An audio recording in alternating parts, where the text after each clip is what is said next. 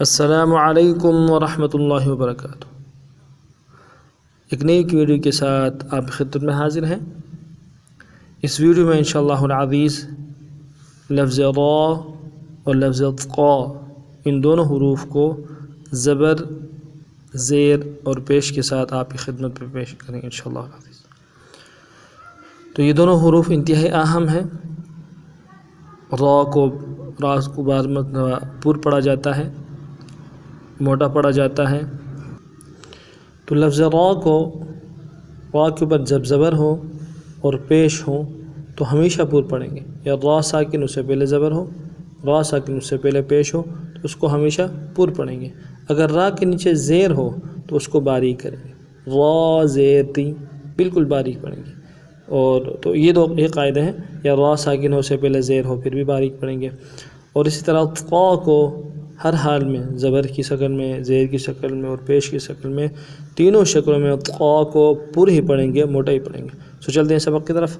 اعوذ باللہ من الشیطان الرجیم، بسم اللہ الرحمن الرحیم۔ را زبر را، موٹا پڑھ رہے ہیں بغیر کھینچ کے، بغیر جھٹکا دیے۔ را زبر را، را۔ اب زیر کے ساتھ اس کو باریک پڑھیں گے، را زیر ری۔ را کو ویسے پڑھتے ہوئے موٹا پڑھیں گے، جب زے ادا کرنے لگیں گے تو پھر باریک کریں گے۔ پھر سن لیجئے، را زیر ری، ری بالکل نرمی کے ساتھ، ری۔ را زیر ری، را پیش رو، رو۔ را پیش رو، را پیش رو، را ری رو، را ری رو۔ دونوں کو پر پڑھیں گے، اس کو اور اس کو، زبر کو اور پیش کو تا کے اوپر آ جائے پر پڑھیں گے، اور را کے زیر کی شکل میں باریک پڑھیں گے۔ آگے چلتے ہیں قا کی طرف، تینوں شکلوں میں پر پڑھیں گے۔ قا زبر قا، ایک الف کی مقدار میں کھینچیں گے، قا زبر قا، قا، قا زبر قا۔ گلے کے اندر سے جماؤ کے ساتھ ادا کریں گے اور زبان کا بیچ اٹھائیں گے موٹا کرنے کے لیے، پر پڑھنے کے لیے۔ قا زیر قی، زیر کی وجہ سے بھی پوری پڑھیں گے، باریک نہیں پڑھیں گے۔ قا زیر قی، قا زیر قی، قا پیش قو، قو، قا پیش قو، قا پیش قو۔ تا جو تا کا مخرج ہے اسی حساب سے تا کے مخرج کو موٹا کریں گے، زبان کا بیچ اٹھائیں گے تو پھر یہ قا ہوگا۔ قا قی قو، قا قی قو۔ پھر سن لیجئے، را زبر را، را زیر ری، را پیش رو، را ری رو۔